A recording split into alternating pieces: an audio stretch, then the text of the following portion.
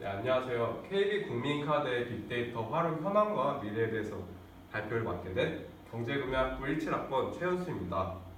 먼저 저희가 이걸 찍고 있는 5월 31일이 임명 교수님의 생일이라고 알고 있는데요. 발표를 하기 앞서 임명 교수님 생일 정말 축하드립니다. 와. 네, 그럼 발표를 시작해 보도록 하겠습니다. 먼저 목차로는 KB국민카드 데이터의 활용 현황과 그 다음에 국민카드 말고 타 카드사의 데이터 활용 현황, 그리고 KB국민카드의 이제 미래 방향과 느낀 점에 대해서 이렇게 목차를 구성을 해보았고요.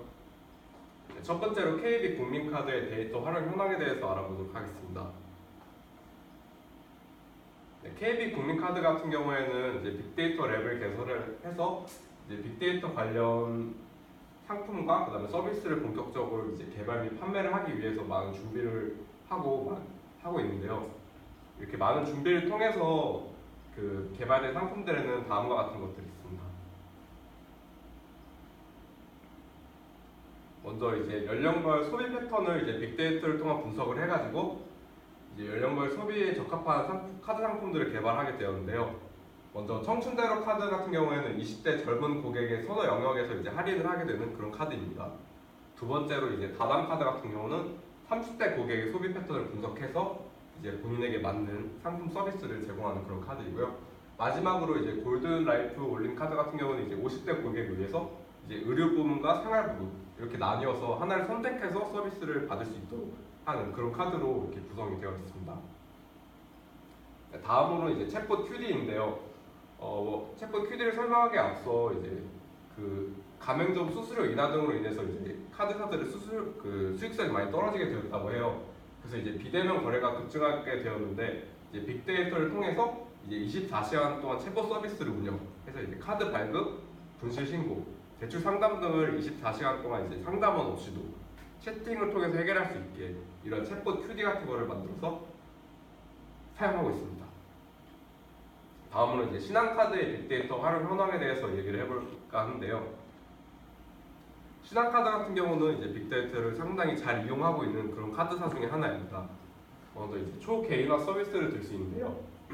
예전에는 이제 신용카드의 데이터를 가지고 이제 세그먼트들, 여기선 세그먼트라고 표현을 했는데 이제 영업사들한테 제공을 해가지고 그 사람들이 카드사의 데이터를 가지고 이렇게 영업을 해야겠다, 아니면은 광고를 해야겠다 이렇게 얘기를 많이 했었는데 이제 신한카드에서는 이제 앞으로 가맹점과 신한카드, 그다음에 제휴사를 섞어가지고 이제 개개인별로 그런 데이터들을 모아가지고 각각의 개개인에 맞는 그런 서비스와 상품을 제공할 수 있도록 하는 그런 걸 개발하고 이제 앞으로 더 해나갈 예정이라고 합니다.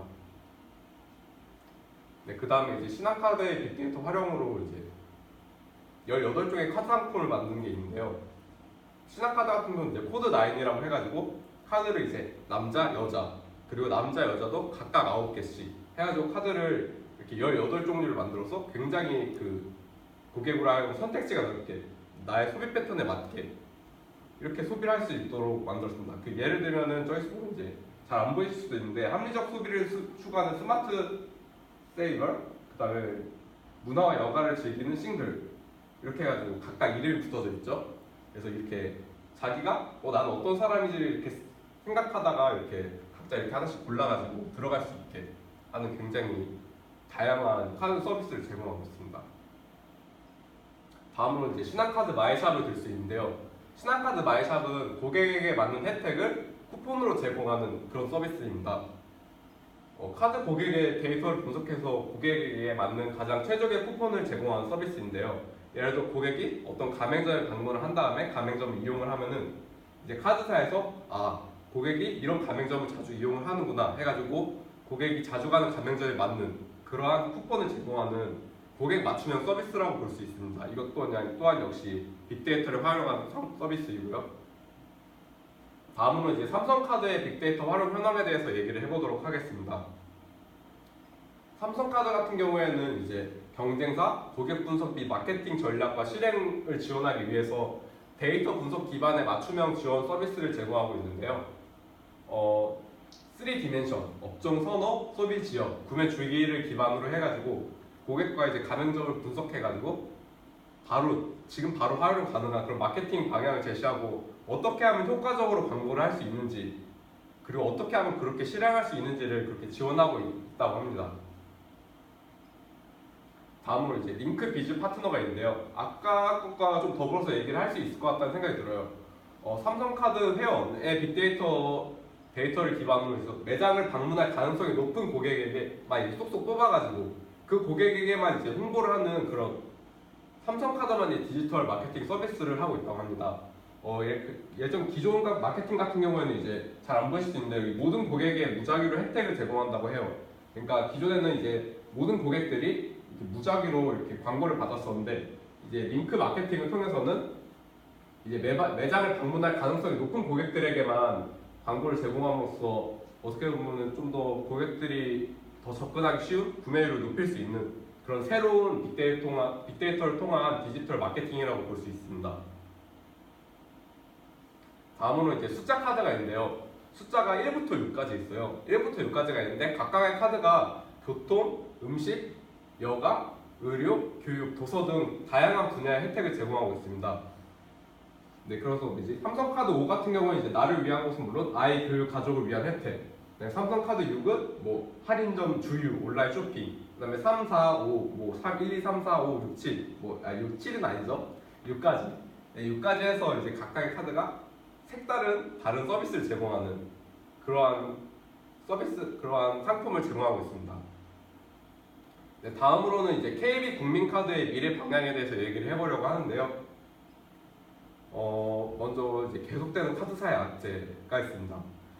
카드사 같은 경우에는 요새 최근에 이제 가맹점 수수료 인하를 통해서 이제 수익성이 악화되었고요. 그다음에 핀테크 업체와의 지급 결제 시장, 우리가 흔히들 많이 이용하는 페이들이라고 볼 수 있겠죠. 그다음에 그런 것들 때문에 이제 시장 경쟁이 격화되고 있고요. 그다음에 이제 정부가 하는 서울페이 같은 거, 그다음에 기준금리 인사 압박으로 이제 자금 조달 비용이 증가했던 이런 등등등의 이유로 인해서 이제 점점 순이익이 감소하고 새로운 성장 동력을 찾고 있습니다. 그래서 이제 저희는 이제 빅데이터를 활용한 가치 창출을 지속해야 한다고 생각을 했는데요. 먼저 KB 국민카드 같은 경우를 예를 들면은 빅데이터 랩을 아까 얘기했듯이 이렇게 만들고 하고 있지만 아직까지는 그렇게 빅데이터를 많이 활용한 사업을 많이 하고 있지 못해요. 그래서 저희는 이제 제휴 사업을 확대해가지고 좀 더 빅데이터를 적극적으로 이용해서 더 많은 영역에서 활용할 수 있도록 해야 된다고 생각했고요.